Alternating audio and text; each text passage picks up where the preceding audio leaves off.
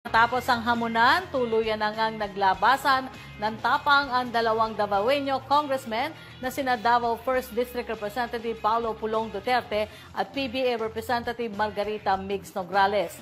Dahil ngayong araw, parehong nagtungo sa magkaibang laboratory center ang dalawa para kagatin ang hair follicle challenge sa mga kongresista. Matatanda ang special mention kay Vice President Sara Duterte ang dalawang kongresista para sa nasabing hamon.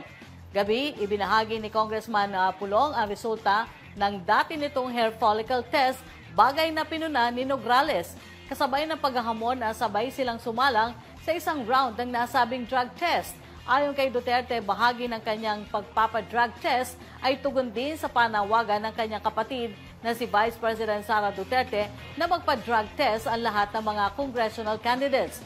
Habang para kay Nograles, nanindigan ito na kumasa para patunayang wala siyang itinatago para matakot sa mga hamon na mga magkakatunggali nila sa politika. Matatandaan na babanggain ni Nograles si incumbent Congressman Paulo Duterte bilang kinatawan ng unang distrito ng Davao.